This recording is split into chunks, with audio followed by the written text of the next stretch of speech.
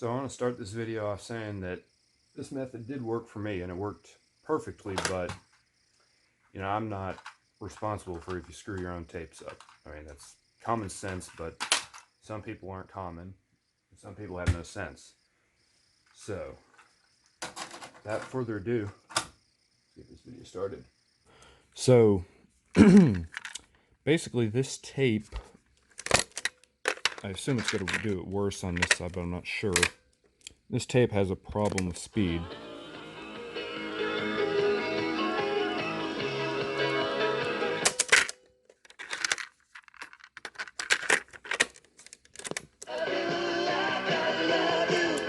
It's a little bit noticeable. It's been worse in the past. And this is what the tape is supposed to sound like.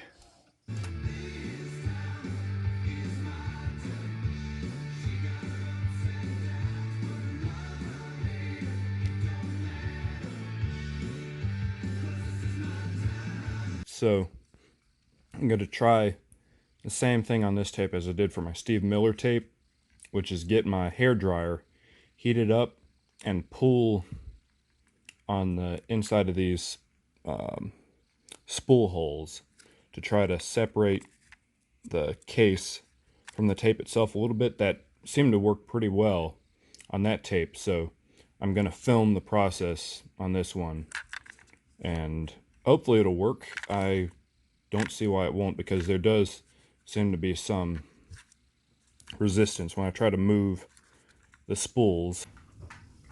Here's the tape that I mentioned earlier. Got my tooth thing here and just stabbed crap. Just stab my hand. That's always a good experience. Anyway, so I got my hair dryer here. It has different settings for different speeds and all that. So I'm going to put it on the low speed, and I'm going to put it on like medium high, or medium, not medium high. So basically I'm just trying to get about as hot as this thing will get it. Not as hot, because I don't have it on the super hot setting. What I'm doing now is I'm just getting this, kind of lipping it on the inside and pulling.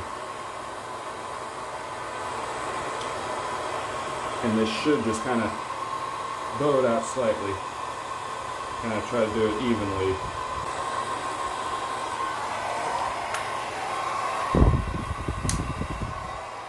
Now I turn the heat off. I'm gonna turn the kind of air up. Oh, now let's turn the heat up.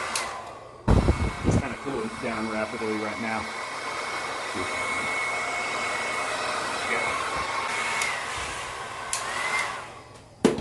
All right, that should have it. We'll see.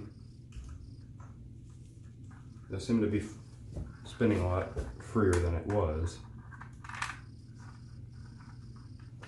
Now, some would call this sacrilege, but I mean, it's better than trying to lubricate the tape. I think that's BS. Maybe some tapes did, but I would assume that they'd have like a graphite type lubrication, something that's not wet lubrication. At any rate, this is what I'm doing. So let's see what happened. Alrighty, so here's the tape after I've done the heat treatment. Spoiler, it works.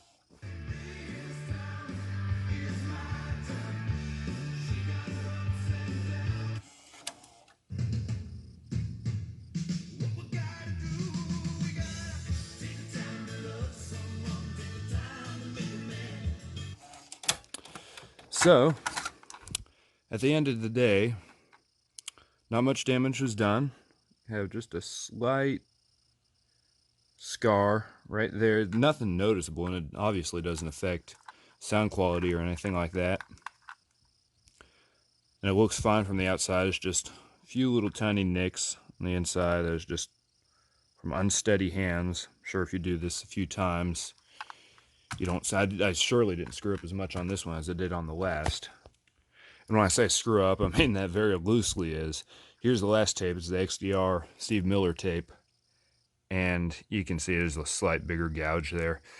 You know, and it works just as fine too. Let's see, which side is that.